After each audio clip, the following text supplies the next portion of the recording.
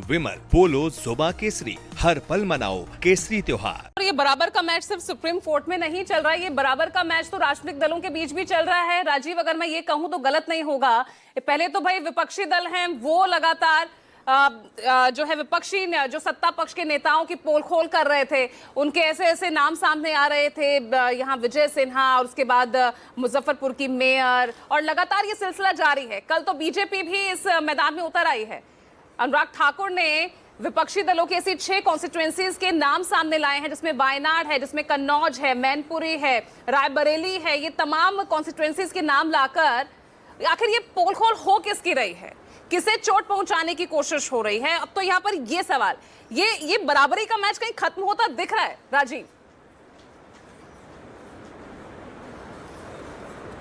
देखिए पूजा, जब से एसआईआर पे चर्चा चल रही है तब से मैंने आपके कार्यक्रम में हमेशा ये बात कही थी कि अगर इसे भारतीय जनता पार्टी और विपक्ष के बीच के चश्मे से देखा जाएगा, इसे राजनीतिक लड़ाई के तौर पर देखा जाएगा, इसमें राजनीतिक दलों के नुकसान और फायदे की दृष्टि से देखा जाएगा, तो इस बात की तह तक जाना बड़ा मुश्किल हो जाएगा। फिर ये हल्की बातों में लोग उलझ के रह जाएंगे, उनका भी वोट कटा, इनका भी कटा। इसमें राहुल गांधी ने जो मृतकों के साथ कल चाय पी, वो अपनी बात जो कह रहे थे उसको पुख्ता करने के लिए वो चाय पी रहे थे, ये दिखाने के लिए।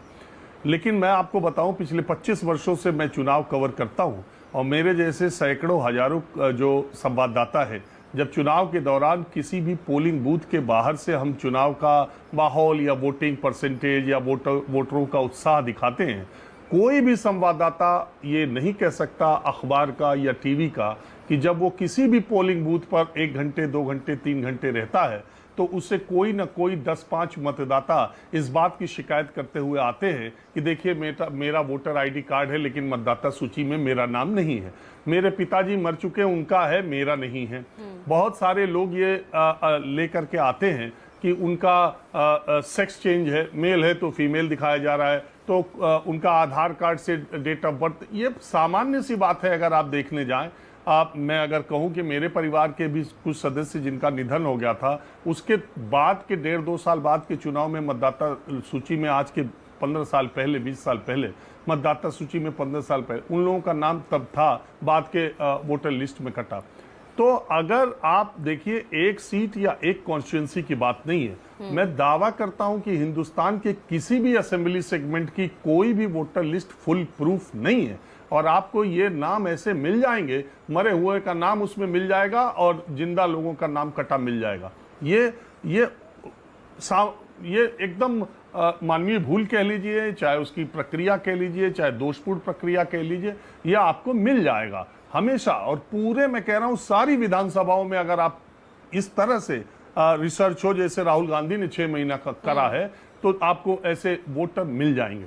अब सवाल यह है कि चुनाव आयोग ने एसआईआर इसी के लिए शुरू किया। उसका तर्क यही था कि अवैध वोटरों का, या वैध वोटर एक भी न छूटे, उनका नारा है, वैध वोटर एक भी न छूटे, और अवैध वोटर या अवैध नागरिक, जो नागरिक बने हुए हैं अवैध लोग, वो वोट कट जाएं, जो मरे हैं, जो माइग्रेट। ये एकदम बिल्कुल एसआईआर का विरोध करना कतई कोई, मुझे नहीं लगता देश में कोई पॉलिटिकल पार्टी, कोई समझदार संजीदा व्यक्ति चुनाव आयोग के इस बात का विरोध करेगा।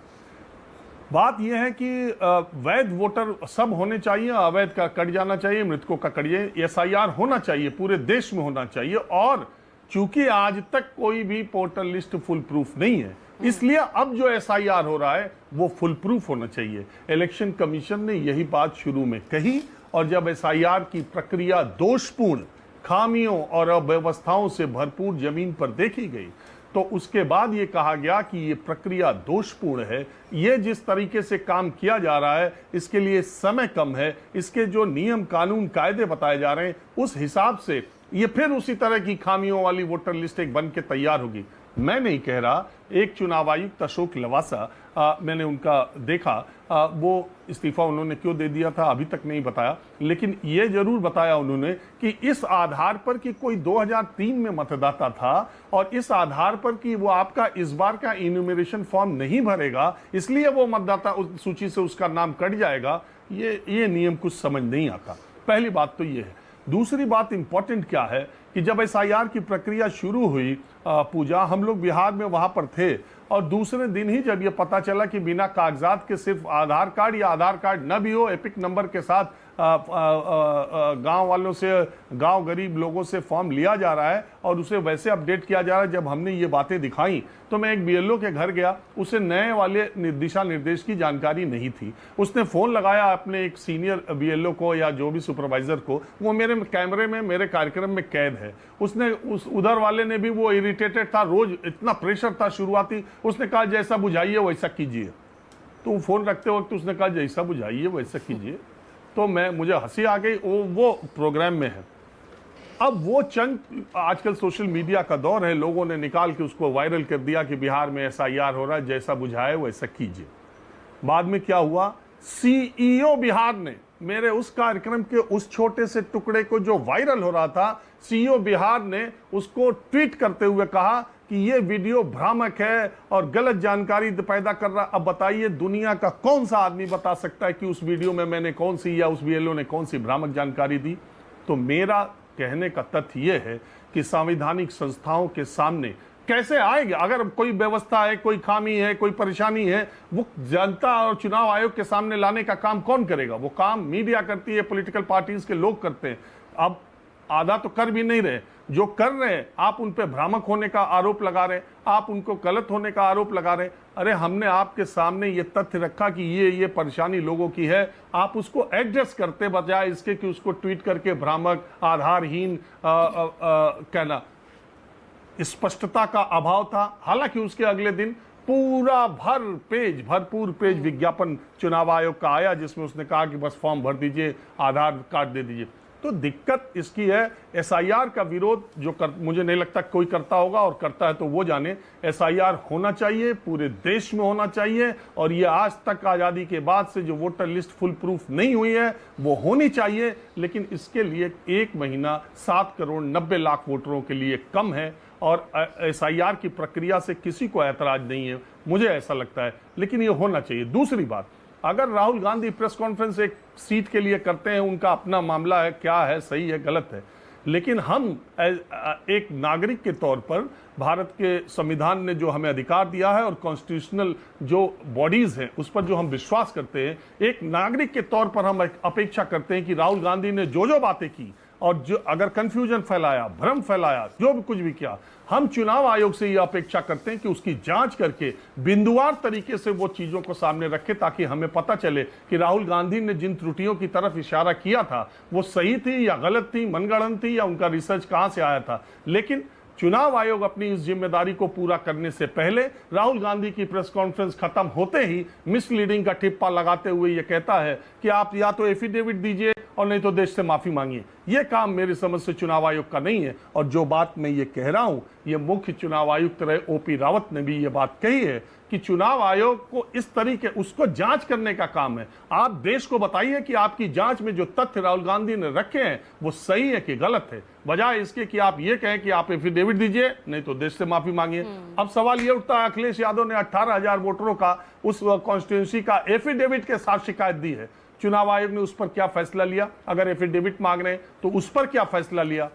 तो मूल बात यह है कि चुनाव आयोग से हम अपेक्षा ये करते हैं कि जनता के दिमाग में ये पॉलिटिशियंस जो भी बातें कह रहे हैं, मैं नहीं कह रहा कि कौन सही कह रहा है गलत कर रहा है, आरोप प्रत्यारोप लगेगा, लेकिन हम चुनाव आयोग से अपेक्षा करते हैं कि दूध का दूध, पानी का पानी वही कर सकता है। और ये कंफ्यूजन जो देश में है उसको खत्म करने का काम, उसे जांच करा के अगर गलत चीजें हैं उसको सही करे, आने वाले दिनों में कोई वोटर लिस्ट गड़बड़ न हो। ये काम चुनाव आयोग का है, न कि उसके सामने कोई तथ्य अगर ले आया जा रहा है उसको सही गलत बताने की बजाय उसको तुरंत रिएक्शन के साथ आ जाए कि ये भ्रामक है, ये मिसलीडिंग है।